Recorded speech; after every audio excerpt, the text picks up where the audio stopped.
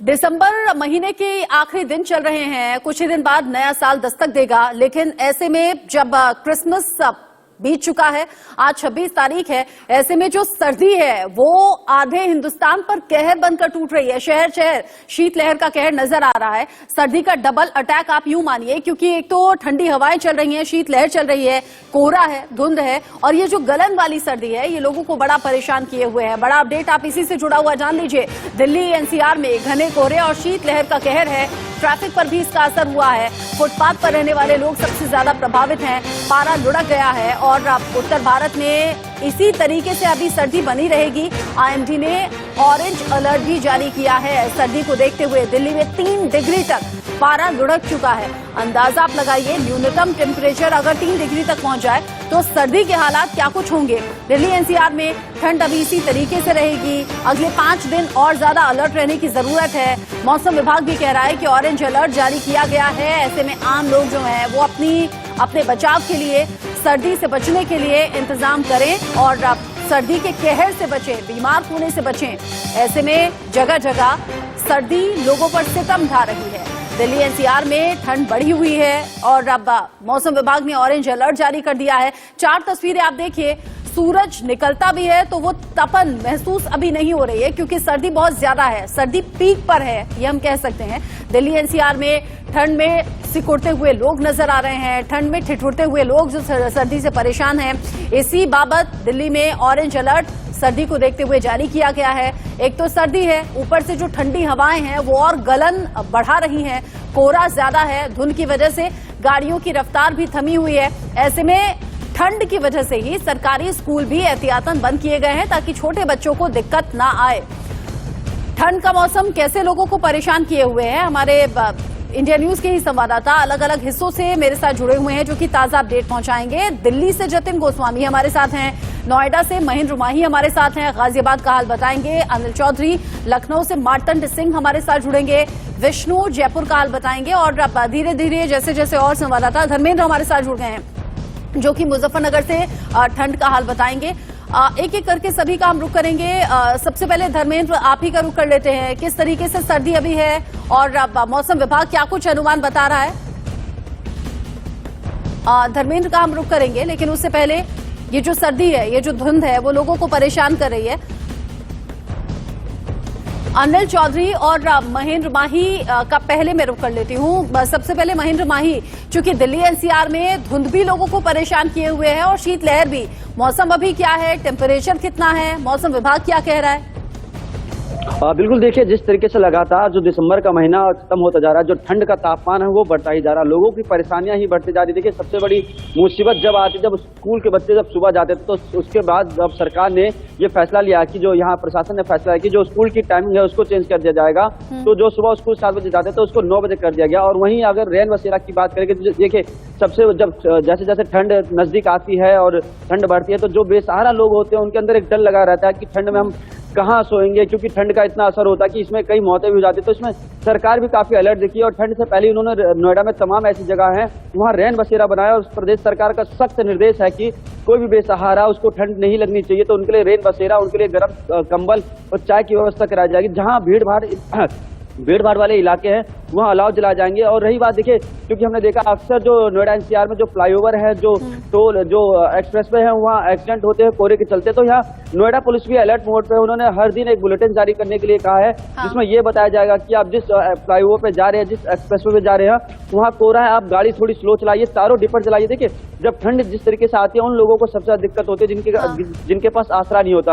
अगर बात करें नोएडा तापमान की, तो नोएडा में जो तापमान है वो 9 पहुंच चुका है, जो कि कुछ दिन पहले 14 से 15 जाता था, तो लगातार ठंड बढ़ती ही जा रही है। अगर बात करें दूसरे साथ जो पॉल्यूशन है, देखिए ठंड के साथ पॉल्यूशन भी बढ़ता ही जा रहा है। अगर कल ही हम बात करें, कल हमने जो एयर क्वालिटी इंडेक्स नापा था वो 250 से लेकर 300 तक था, जो कि प्योर क्वालिटी में आता है, जिससे छोटे बच्चे से लेकर बड़े जो बुजुर्ग होते हैं उनको सांस लेने में तकलीफ होती है, आंखों में जलन होती है, अस्थमा के रोगी होते हैं उनको काफी प्रॉब्लम होती है। इस ठंड में हर कोई परेशान है। देखिए जिस तरीके से विदेश में जो बर्फबारी वाले इलाके हैं वहाँ बर्फबारी हो रही है, जिसके कारण कई तकरीबन 20 लोगों की मौत हो गई। चाहे अमेरिका की बात करें, अन्य देशों की बात करें, उसका तो शीतलहर है, फॉग है, स्मॉग है, चारों तरफ से लोग परेशान हैं। दिल्ली एनसीआर में परेशानी अभी भी बरकरार है।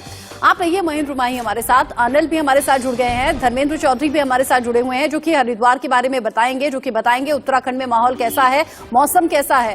पहले अनिल आपका रुख करते हुए, दिल्ली एनसीआर में बहुत ज्यादा धुंध है, शीतलहर है, लोगों को परेशान किए हुए है, जरा तस्वीरें अगर आप दिखा दें तो। जतिन भाई मेरा नेशनल इलाका। अनिल का हम रुख करेंगे, धर्मेंद्र का पहले रुख कर लेते हैं। धर्मेंद्र, हरिद्वार में मौसम कैसा है?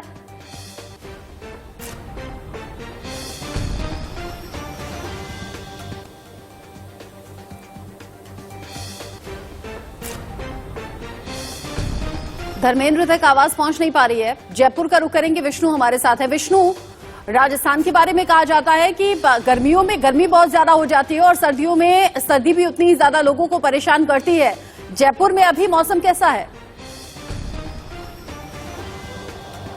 देखिए, राजधानी जयपुर की बात करें तो राजधानी में ठंड पड़ रही है, लेकिन इतनी कड़ाके की सर्दी राजस्थान में नहीं है, लेकिन जयपुर में नहीं है। लेकिन राजस्थान के कई इलाकों में, बीकानेर संभाग की बात करें तो वहां मौसम विभाग ने अलर्ट जारी किया हुआ है कि 28 तारीख तक लगातार जो ठंड है वो पड़ेगी। साथ ही देखिए और भी जो कई इलाके हैं, माउंट आबू के इलाके हैं, वहाँ टेम्परेचर लगातार गिरता जा रहा है। साथ ही जो फतेहपुर है, फतेहपुर सीकरी, वहां पर टेम्परेचर रात का 0 डिग्री से नीचे है। साथ ही तमाम इंतजाम प्रशासन ने किए हैं। पूरे राजस्थान के हर जिलों में रैन बसेरे खोले गए हैं, राजधानी जयपुर सहित, क्योंकि कहीं ना कहीं जो सबसे अधिक परेशानी उन लोगों की होती है जिनके लिए कोई आसरा नहीं होता है, जिनके सर पे छत नहीं होती है, ऐसे लोगों के लिए तमाम इंतजाम किए गए हैं। हॉस्पिटल्स में भी तमाम व्यवस्थाएं की गई हैं। लेकिन देखिए, इस बार जो सर्दी है उसके जो सर्दी का जो असर है लोगों पर खासा देखा जा रहा है, क्योंकि मौसम की जो बीमारियां हैं उनसे भी लोग परेशान है इस बार। क्योंकि देखिए, जो मौसमी बीमारी है वो पहले 3-4 दिन में ठीक हो जाती थी, लेकिन इस बार जो एक्सपर्ट से जो बातचीत हमारी हुई, इस बार जो मौसमी बीमारियों का जो असर है वो करीब 2 हफ्ते तक लोगों पर देखा जा रहा है। राजस्थान में लगातार कड़ाके की ठंड है वो पड़ रही है। जी, और उत्तर भारत में जब ठंड बहुत ज्यादा बढ़ी हुई है और जैसे आपने कहा जो मौसमी बीमारियां हैं, सर्दी जुकाम है, वो परेशानी इसलिए और ज्यादा बढ़ा रही हैं क्योंकि कोरोना का खतरा बढ़ता हुआ दिख रहा है। बाकी देशों को देखते हुए यहाँ हिंदुस्तान में अलर्ट सरकार है। हमारे साथ अनिल चौधरी भी जुड़े हुए हैं, हमारे साथ धर्मेंद्र भी हैं जो कि हरिद्वार का हाल हम तक पहुंचाएंगे। धर्मेंद्र, हरिद्वार में मौसम कैसा है अभी? बिल्कुल, देखिए कहेंगे आज सुबह से यहाँ पर कोहरे की चादर छाई हुई है और जो सर्दी का सितम है वो अब यहाँ पर शुरू हो गया है। कड़ाके की ठंड आज यहाँ पर पड़ रही है। हालांकि पिछले 2 दिन में सुबह सुबह कोहरा था, दिन में फिर धूप थोड़ी निकलती थी, लेकिन आज सुबह से घना कोहरा यहाँ पर छाया हुआ है। सड़कें पूरी तरह से खाली हैं और आवाजाही सड़कों पे बहुत कम दिखाई दे रही है। हालांकि कड़ाके की ठंड है, लेकिन स्कूलों की छुट्टी अभी यहाँ पर नहीं की गई है। सुबह जो छात्र हैं जो स्कूल जाते हैं उन्हें काफी परेशानी का सामना इस बढ़ती ठंड की वजह से करना पड़ रहा है। इसके अलावा जो लोग सुबह काम के लिए निकलते हैं उन्हें भी काफी परेशानियों का सामना यहाँ पर करना पड़ रहा है। तो हरिद्वार की बात करें तो आज कड़ाके की यहाँ पर ठंड है और सड़कों पर कोहरे की चादर यहाँ पर छाई हुई है। मौसम विभाग ने भी कहा है कि अगले 4 से 5 दिन सर्दी इसी तरीके से बनी रहेगी। धर्मेंद्र, आपके पीछे जो धुंध की चादर है उससे समझ में आ रहा है कि लोग कितना ज्यादा इस सर्दी से परेशान होंगे। अनिल भी हमारे साथ हैं। अनिल, ऑफिस आते हुए धुंध की चादर ऐसी थी चारों तरफ की गाड़ी की स्पीड बहुत ज्यादा धीमी करनी पड़ी, क्या अभी भी हाल वैसा ही है? देखिए, जिस तरीके से पहाड़ी इलाकों में लगातार बर्फबारी हो रही है तो उसका सीधा सीधा असर जो है दिल्ली एनसीआर में देखा जा रहा है। जिस तरीके से सर्दी लगातार बढ़ रही है और टेम्परेचर जो है 8 डिग्री सेल्सियस आज का दर्ज किया गया है। मैं अपने दर्शकों को बताना चाहूंगा, इस वक्त मैं गाजियाबाद की सड़कों पर ही मौजूद हूँ और ऐसे में खड़ा होना मुश्किल हो रहा है क्योंकि सर्दी बहुत ज्यादा है।